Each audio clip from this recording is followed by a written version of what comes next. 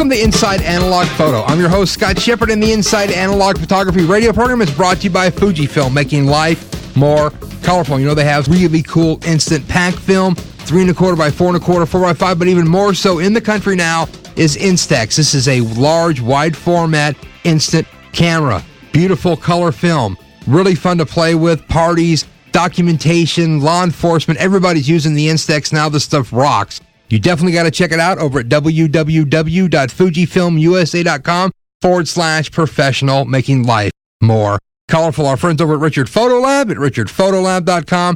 DR5 for black and white chrome at dr5.com. Our friends over at Iger Studios, the place to have all of your film scanned for your digital hybrid workflow. Definitely cool stuff. Aztec Premier drum scanner. You will not find a better scan anywhere on this planet. You can check them out over at www.igerstudios, that's EIGERSTUDIOS, igerstudios.com. Great stuff going on with Lenny and the guys over at Iger. Good stuff. Our media partners at the Analog Photography User Group over at www.apug.org, the place on the web for all things analog photographic process. And our friends at Upstrap for the camera strap that will not slide off your shoulder, upstrap-pro.com.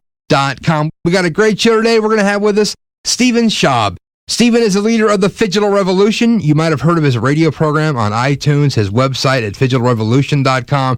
A lot of great stuff going on with Stephen. Stephen is a hybrid artist. We're going to talk today about analog capture, digital output, and a lot of cool stuff that's going on with Stephen. Stephen, how you doing today? Pretty good. How are you? Good. Thanks for joining us here on Inside Analog Photos. Stephen, we want to talk today about what you're up to, your beautiful photography, the Phygital Revolution, and all the great stuff you're into. So why don't you start off, Stephen, by giving our listeners a little background on yourself. Okay. I've been photographing for a little over 20 years. I fell in love with photography while I was in the Marine Corps, and while serving in the first Gulf War, I really sort of got into photography and had a chance of working with a lot of military photographers. After getting out of the military, I went to RIT. I have a degree in photographic arts and sciences. Met my wife actually at RIT, who was in a master's program there at RIT, and worked as a commercial photographer shooting architectural photography, portraits, and also doing my own fine artwork. All of this was sort of pre-digital. When I was at RIT, digital was really just getting started. Actually, my senior year, they made this huge investment in digital technology, but I never really got to take advantage of that. Moved to Vermont, opened our studios, and did a lot of commercial work here, and sort of was able to get involved through Berger Photographic and other traditional companies in sort of testing and looking at traditional media, traditional films. Then we were asked by Steve Shell to write for Photovision magazine at one time, and I did a lot of different articles on analog photography, and my wife had a column that she wrote, and sort of saw what was happening at that time with digital and analog and where things were changing. Sort of hopped on the digital bandwagon fairly early, probably about 10, 11 years ago. Always kept my toes, though, in the analog at the same time. But I was doing all this work for all these different digital companies over the years, and I started noticing that there wasn't necessarily the best relationship forming between the digital folks and the analog photographers. After a couple of years of doing research and testing for digital companies as well as the analog, I realized that there was a lot of misinformation and a lot of bad things that were happening. So I decided to start the Phygital Revolution. Phygital stands for film and digital, so it's sort of a dynamic fusion of both technologies. My wife and I co-authored the Phygital Revolution Manifesto, which was sort of a book that sort of threw out our ideas as to what we were talking about. The site's been live now for almost 2 years.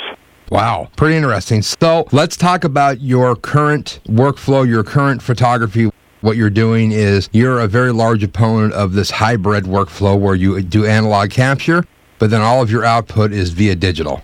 Correct. I believe that in terms of image quality, in terms of maximum value for your dollar, and maximum creative potential for really pushing work, shooting film is, in my opinion, kind of a no-brainer. Unless you're in a situation where you need a really fast turnaround for a file, the quality of film on a good quality scanner is really hard to beat. Scanner technology right now is as good as it's probably ever going to get. So you're really working with the best of current technology, whereas digital cameras and stuff are always continuing to sort of get better. So I'd rather work with sort of the best of the best that's currently available. So I shoot film, whether it's black and white or color negative or cross-process material. Everything is scanned in Macon Scanner. Most of my work's in Photoshop, and I print all my works on a DaVinci printer. I think there's 8 of them now in the world. It's a 12-color, 54-inch wide, sort of a hybrid printer also. It's running hexachrome color profile, so it's running 5 blacks and 7 colors. The beauty of the system is that it allows me to print on virtually any media. I can print on rare Japanese Gampis as thin as 2 or 3 GSM, and out to Italian Fabriano papers as thick as 700 GSM. And so it gives my photography a lot of options, from working from that great piece of film to start with, having all the creative possibilities of editing and retouching of Photoshop, but then being able to print on these beautiful, uncoated, handmade papers on the printer. Sure. Now, what's your thoughts on the DaVinci printer in comparison to what's currently available from, let's say, Epson and HP? Have you had a chance to play with anything in those realms? People that are doing hybrid workflow, is it even obtainable to get DaVinci stuff, and how's that working? Well, the only printer that comes close to the color gamut of the DaVinci is the new Epson 7900 series, the newest ones they just came out with that are hexachrome profiles. I truly consider them sort of like a mini DaVinci. The software company, Ergosoft, who I've done a lot of work with, they make the RIP that powers the DaVinci. They also make RIPs that power the Epson printers and the Canon printers. And the Canon printers and the Epson printers are all really good machines. The DaVinci, though, has several advantages. First off, it runs a K5 black set, which is by John Cones. So it's a totally neutral black ink set that run in the printer. The nice part is that I can turn off the color inks and just use the quad tone printing set and make neutral black and whites. I can add a color as a spot color and do a toned print, or I can use the entire set however I want. And the ink set that's in the DaVinci is arguably the most archival color ink set ever made. It's the original Epson 7000 series inks, and which were a really heavy pigment load ink.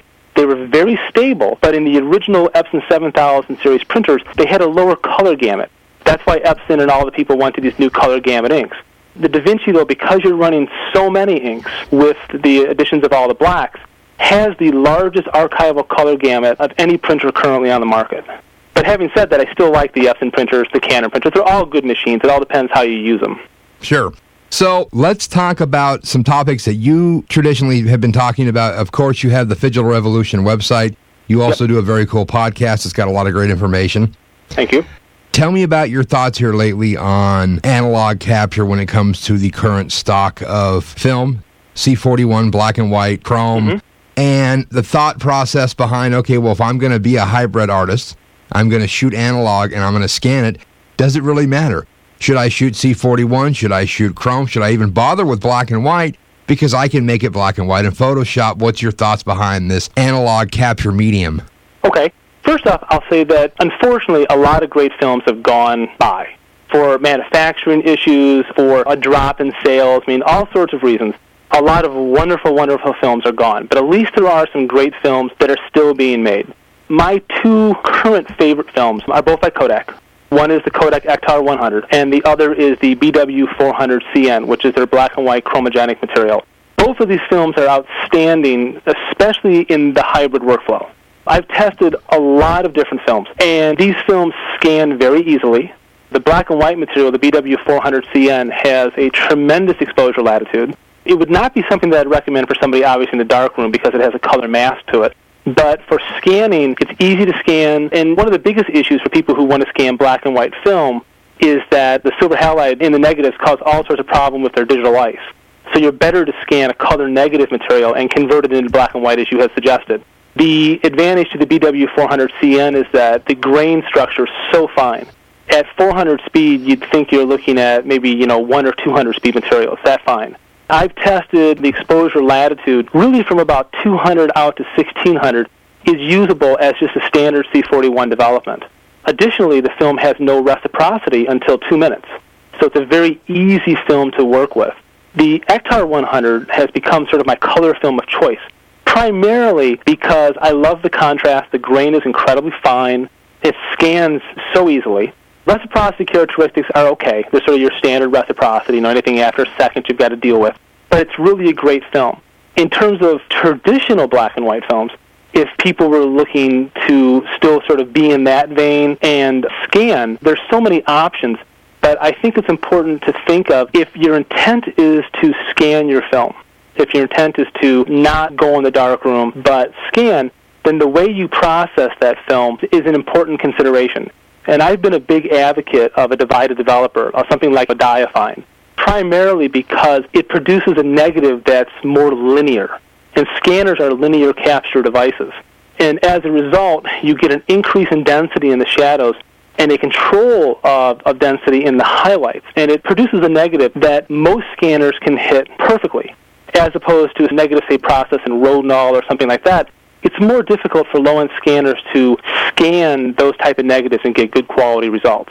So I guess if you want to work in traditional black and white material, I think that's fine. I would recommend some sort of divided developer. It makes a lot of sense. Xtol works as well, but something like a diaphine seems to be better for scanning purposes. Or use something like the BW400CN. Because at the end of the day, if you're printing digitally, I'll make the challenge to people that I could print an image from Tri-X, and I could print an image from BW400CN. And with a couple minutes in Photoshop, I don't think people are going to be able to tell the difference.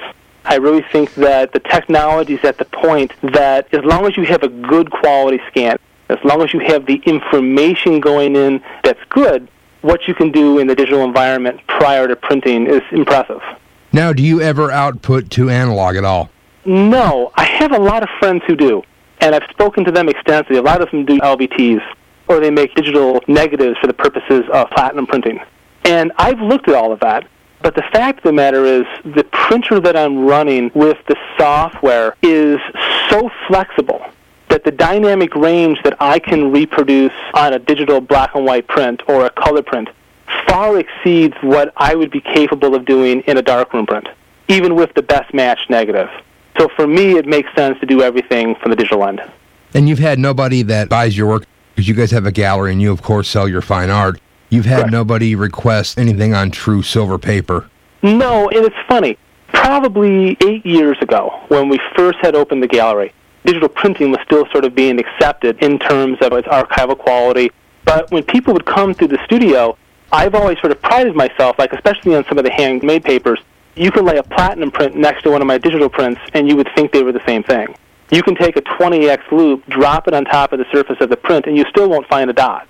It's that precise. It's a different level than a lot of places work, but I think that the visual quality of the prints sort of make the argument not really necessary. People just sort of looked at it. I could tell them about the stability of the prints, the stability of the papers that we were working on, and it hasn't really been an issue for us. Very, very cool. So let's step back one here. I know that you're digging the Ektar stuff, and of course the BW400CN. It is an incredible piece of film. It really so is. What's your thought on using different emulsions? Because you shoot chrome, you get this look. You shoot this color neg, you get this look. You shoot this, you get this. You got Fuji, you have this deal, you have this film, and you have all these different looks, and you have these different levels of Portra film and the NC and the VC. Does this matter when you're doing hybrid workflow? And can I just pick one film and just throw the rest in the can and say, you know something? Here's my base analog capture. I'm going to fix everything else on the computer. Now, here's where I make everybody mad at me. The answer is yes, you could throw everything else away. I mean, I'll just come straight out and say it. And the reason I say that, and this would be truly the case if you're printing digitally, because then you're keeping it within that workflow the whole way. The moment you go back to film, you're obviously adding curves and grain and all sorts of stuff back into the equation. But if you're staying truly within sort of, you shot film, you scanned it, now you're going to print. I mean, in an ideal world for scanning purposes, you're looking for a slightly lower contrast film that has good shadows, controlled highlights, reasonably fine grain with a good layer that's easy to scan. And there are a couple of films that you can find in the market that will give you that. Having a really fine-grained film is obviously advantageous because you can always add the grain. There are software programs out there, some for pay, some for free, that emulate the look of film to such an extent and give the photographer so much control over grain and over contrast and over just every single aspect you could ever possibly imagine with regards to looking like a piece of a different film, that it really is kind of scary.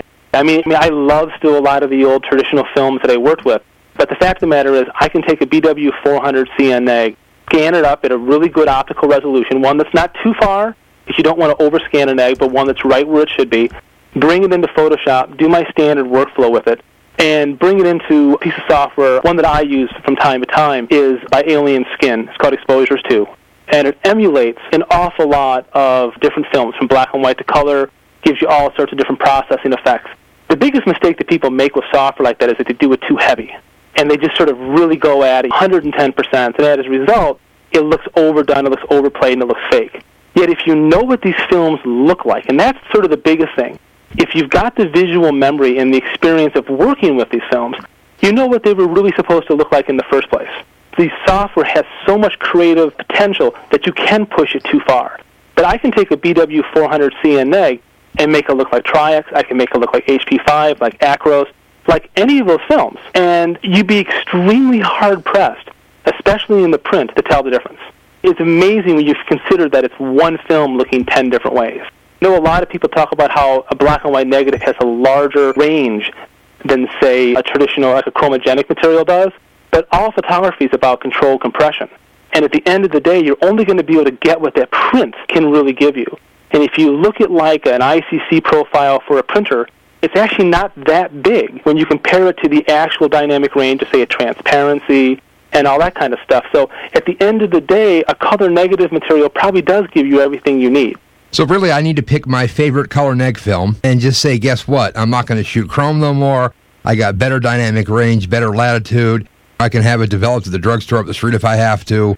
I can do C40. Well, I was going to get to that. Are you kidding me? I mean, it's so simple. That's the thing that I think is important about this. I mean, I still shoot black and white films. I have a whole bunch of Tech Pan frozen that I use for making some zone plates sometimes. I still shoot black and white films that might give me something very specific that's extremely high resolution that might be out of the range of a particular film. Say I'm using a really good Leica lens and I know I can extract a little more data. I very well might choose something that's sort of beyond what some of these films are. But I would say for 95% of your shooting, you could pick a fine-grained color negative film. I like the BW400CN, and maybe pick yourself an 800-speed film that you like, and you're done. That's you it. Pretty much can emulate everything. And then otherwise, I guess the same with a color film. Then you pick whatever you like, depending on price-wise. And here's another question for you. I know that you've tested a lot of film, done a lot of scan work, and a lot of people want to understand and know this that don't really understand. You have your consumer-grade of film, Kodak, Fuji, everybody's got consumer, and they have professional-grade film. Yep. Of course, you can go to Costco and buy multiple brands of consumer-grade film, really economical. Yep. And you can buy it at the drugstore. You can find people that are closing it out. It doesn't matter. What's your thoughts on shooting, let's say, a Fuji Sapira 400 compared to a 400H or a Kodak 200 Gold compared to Portra 160 NC? A lot of that gets into the particular mask technology that they have for scanning. So I've noticed that a lot of the companies have sort of leveled that out, that they're using one or two sort of orange masks in the films itself. Personally, I bought my BW400CN at Walmart.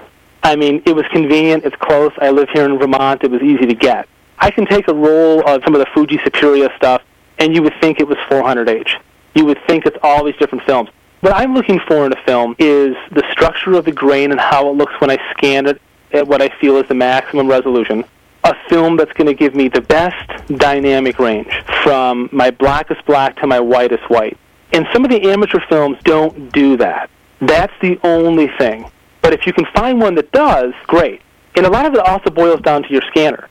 If you're scanning on a $400 or $500 flatbed scanner, you're probably not going to be able to see the difference anyways, because your scanner's not good enough to extract that extra data from that file.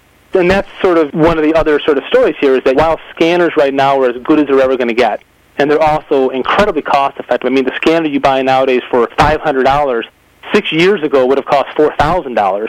But at the same time, there's a big difference between a flatbed scan of a negative as opposed to a scan on an Imicon or something like a Premiere. Those are whole different levels of scanning, bigger dynamic ranges, and if you have a better piece of film, you can get a little more out of it. I sort of made the joke that I get my film processed sometimes over at Rite Aid. I have a lab here in Vermont that also does some of my film. But good C41 process is important. You want to make sure that the place that's processing your film, whether it's the amateur or professional, really cares about the film that they're running and really runs a good control strip. And that kind of stuff is something that shouldn't be overlooked.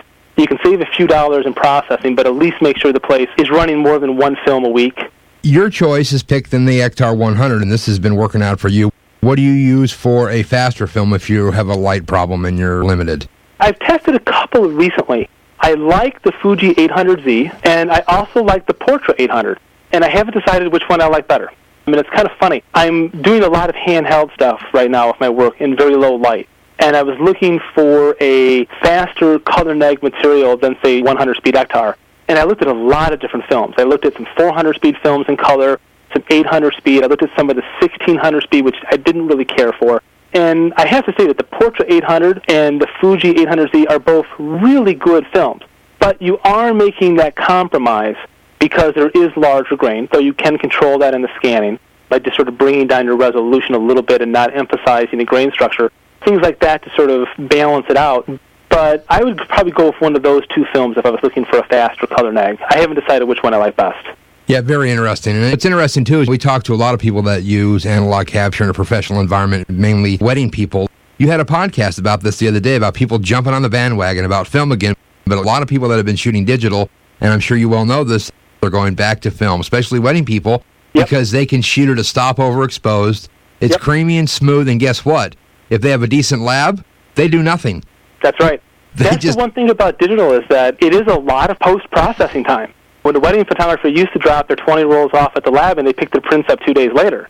Now, no matter how many actions you write and everything, it is still a lot of post-processing work on all those digital files. And I have a few friends who are wedding photographers who actually shoot the weddings with a handheld 4x5. Sweet. And it's really beautiful. The clients love it because it's something different than what everybody else is doing.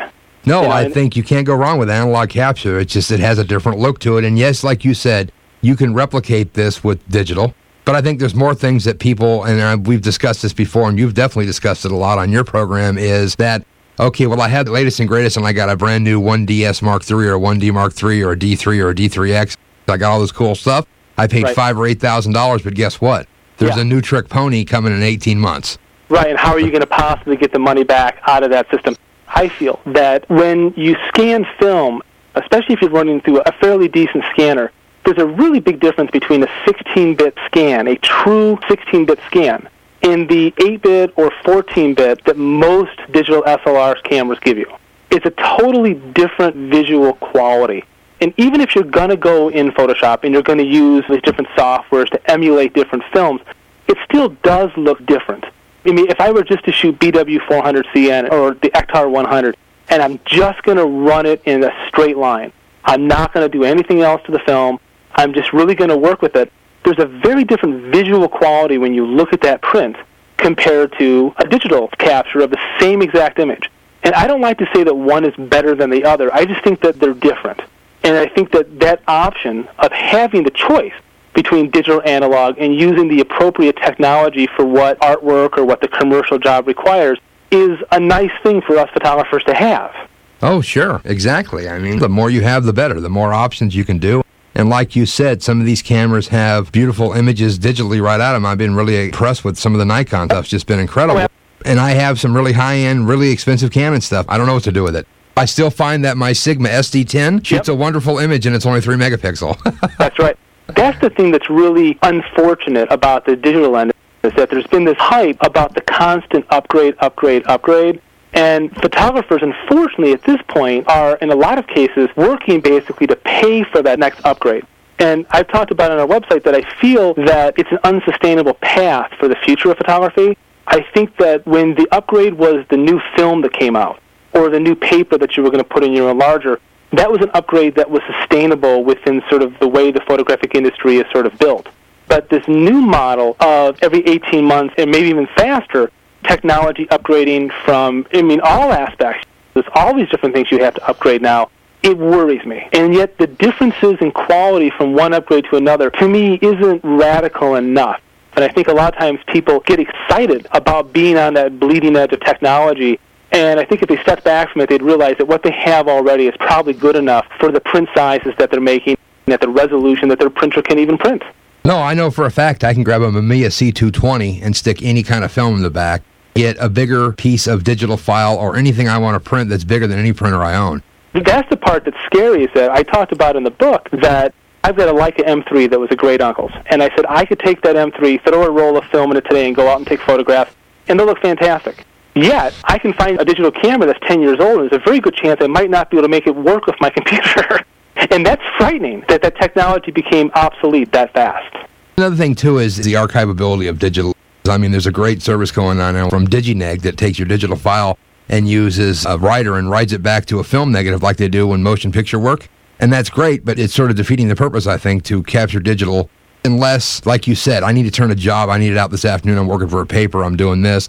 Yeah, you can still develop C41 in the closet in 10 minutes, but really, I think there's definitely a realm and you need digital for certain things.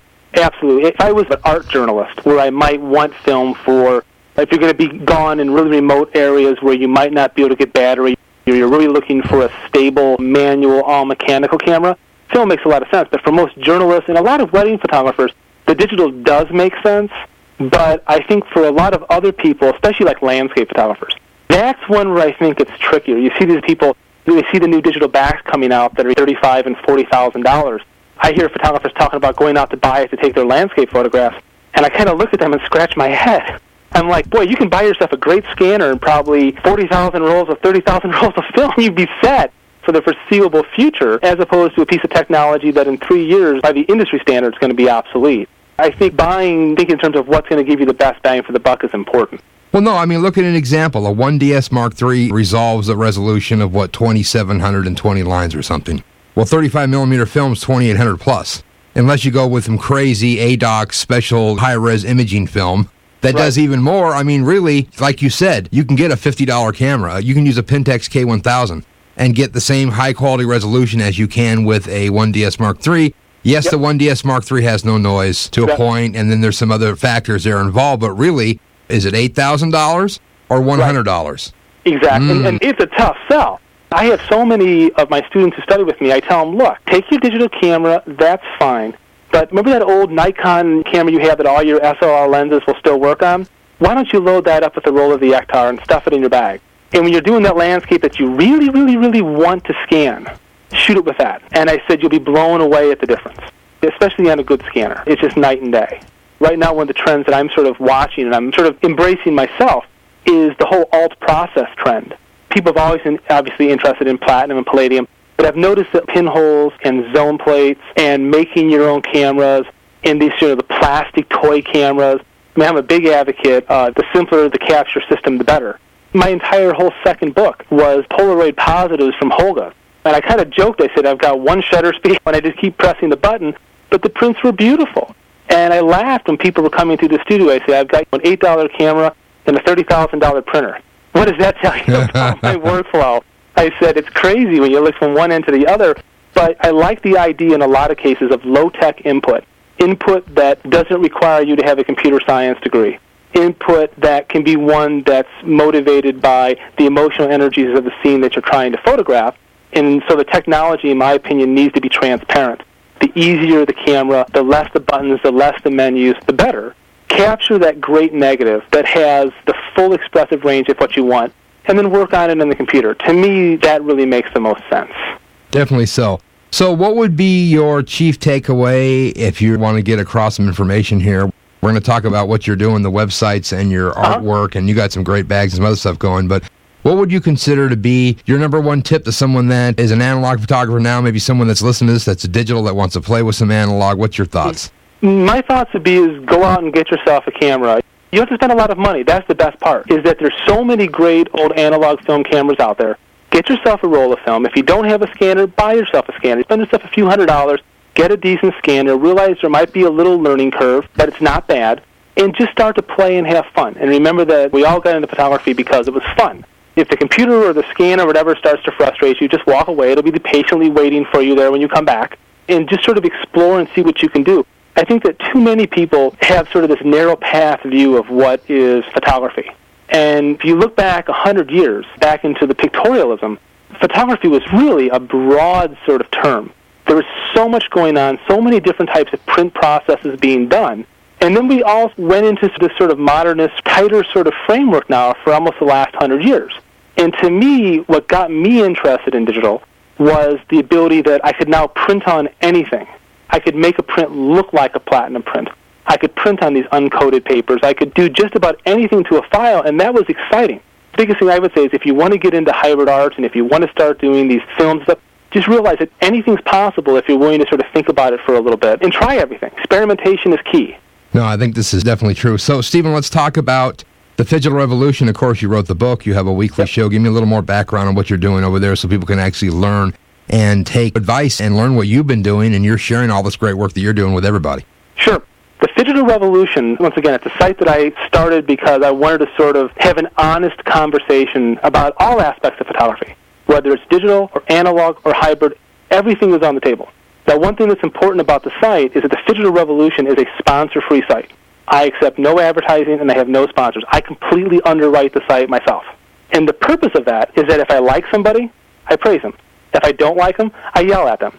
And I want to be able to freely do that on my site at all times. And that's what's nice, is that also somebody can bring something up to me on the site, and I can talk about anything. And the discussions on the website are very broad. We've talked about things from print surface resolution, which is a term that I came up with to discuss what is truly the optimum resolution for a particular paper and ink, to different developers, to lenses, to cameras. It's a really open-ended discussion. Right now, we're averaging around 25,000 hits a month on the website, and I want it to grow. I truly started the site because I love photography, and I really felt that photography was going in a really bad direction. And I was hoping that having this honest dialogue and having a place where people could talk about everything was important. One thing I do on the site, I do have products that I sell on the site, from camera straps to camera bags that I've designed. And I think it's important, this is something that's kind of weird, I didn't design any of these products to actually sell to clients. That's the thing that I think is also important to know. I'm an active working photographer, and the strap that I make, the bag that I have, all those items were originally made for myself because I wanted a better strap than I could find. I wanted a better bag than I could find at a store. I wanted information on exposure with a Diana camera. So I built all these things for myself, and shortly after doing that, my students were asking me, wait, would you make me one of those? And then I realized that that would be a way maybe to sort of underwrite some of the site through sales of the product and stuff. And that's worked out well. I mean, I have to say, it's nice. I'm not going to retire on it, but it's nice because it does sort of cover some of the costs of the articles that I do. Right, well, you're going to need to pay for your time somehow. I mean, the rent keeps coming no matter what, so... Yeah, absolutely. And that is true. And I do sell a lot of the bags. The Bare Bones bag, which I came out with probably 6 months ago, has been really well received by a lot of rangefinder users. It's arguably, I think, the most durable non-padded camera bag ever made. I mean, with the Y-strap and the No-Pod and the Wrist Wonder, you gotta love the catchy names. This is what happens when it's cold winters in Vermont. You got a lot of time to think about the stuff. So we've come out with all these different products, but as I said, they were all originally for me, for the purposes of my own work. That brings me actually to the newest product that I'm hoping to bring out. We're not positive if we're going to yet, but I'm really into pinhole and zone plate photography right now. I'm doing an awful lot of pinhole and zone plate work. And I'm shooting with a Leica M7, and I wanted a pinhole and zone plate system for my Leica M. Well, there's body caps available, but that's really about as far as it goes. This is true for most 35mm SLR or digital SLR cameras. You can pretty much get a pinhole body cap or zone plate, but there's not a lot else out there on the market if you want to work in that sort of format. I've been working with Matt Abelson of Abelson Scopeworks. I own a Hex Omniscope pinhole camera system that he makes, and we've developed a system called the Pinzoni, stands for pinhole zone plate. And what it's going to be is a multi-focal length zone plate pinhole system for the Leica M. So it'll have a 28, a 35, a 50, a 75, a 90, and a 135mm. It's basically extension tubes. And then there is a turret on the front that has up to 4 different either pinholes or zone plates or slits or photon Cs mounted in it, and they're interchangeable. So you can truly customize what you want to carry for that day, and you just flip the turret to the different settings and shoot. And what's exciting to me is that I originally, once again, designed this idea for myself. And then I was talking to Matt, and we're doing some testing. We're going to see if this is something maybe we want to make 15 or 20 of them. They're fairly labor-intensive to make. But I've noticed that Panasonic and Olympus now have adapters to allow you to use Leica lenses on their Micro Four Thirds systems. And the nice part is this has a Leica mount. So these Pinzoni systems, technically speaking, would work on all the Leicas, all the Zeiss Icons, all the Voigtlanders, and they'll also work on the digital Panasonic systems with the adapter. Wow, that sounds pretty cool. Yeah, I was pretty pumped. I didn't realize that was going to be the case. And that was sort of one of the impetuses to sort of maybe wanting to move that forward. It made sense to me to make a system like this for a Leica M7, any kind of Leica really, because you're not having to look through the pinhole of the zone plate. You've got the rangefinder. So it's very easy to compose your image. You're not having to try to squint through f145 or something. So it's just sort of a natural system to work with. No, I think that's interesting. I think people should play around more with the zone system, plate, and the pinhole camera stuff. It's pretty fun. It is fun, and that's one of the things that I always advocate to my students is that photography is supposed to be fun. We all got into this because it was fun. And mixing it up, whether you're choosing a different lens or mounting a Holga lens or a Diana lens on SLR, or whether it's digital or film or putting a pinhole cap on, all these kind of things, they're tools, but they're also things to keep everything fresh. And they keep what you're doing fun, and they keep you sort of reinventing your obsession. And I think that's important, sort of keep your creative juices flowing. Definitely so. So, Stephen, make sure you give me the information here. Let's go over all this stuff so we can find out where people can go see about, of course, the great website, the podcast you're doing, this information, the reviews and the articles, and then, of course, some of the cool stuff you're up to. Sure. I actually, last night, built a new website that is a hub site that all the other sites can be accessed from, because I have over 12 websites right now. And I have 3 more coming online in the next month. So I decided that's too long a business card. So the best website to go to is photogonzo.com, where everything photographic is cool. So it's just photoganzo.com. On that site, there's a list of all the websites. There's also RSS feeds coming in from all the different websites, as well as Twitter updates and stuff like that. So in one spot, they can kind of see what's going on all the sites. And that's really sort of the best way. No, I think that's great because, like you said, you do have a few websites.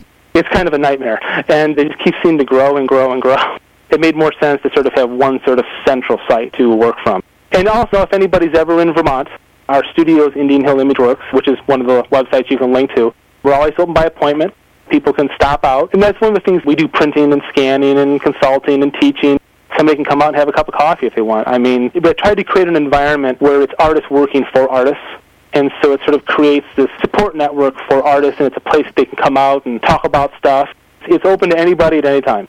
No, I think that's great stuff, and we definitely look forward to chatting and seeing you here soon. And Absolutely. I appreciate you taking the time today to chat with us, tell us about the Digital Revolution, and we look forward to having you back on the program to talk about some more topics in depth, and just a great overview today, and I do appreciate it. Thank you very much. Thanks, Stephen. Have a good day. There you go. Stephen Schaub. Great stuff going on with Stephen. You definitely got to check out his radio show. He's got some cool stuff going on, some great insight into analog capture, hybrid workflows. No matter what anybody thinks anymore, unless you're doing basically traditional black and white darkroom, or even some guys that are doing color, analog photography now involves a digital component. Even if you take your film to a lab, it's developed and then it's scanned and it goes into a machine to make prints. Great stuff going on with Stephen. Definitely check out his website. And of course, the Inside Analog Photography radio program has been brought to you by Fujifilm, making life more colorful, over at www.fujifilmusa.com/professionally. Definitely check out their Instax wide format instant cameras. Really cool stuff going on.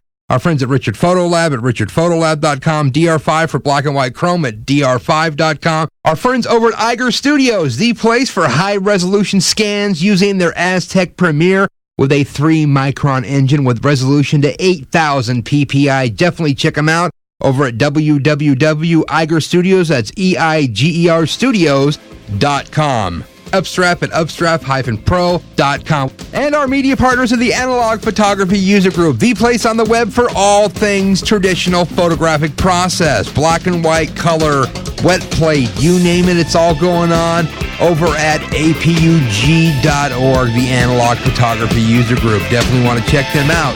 We'll be back next week with more great analog photography.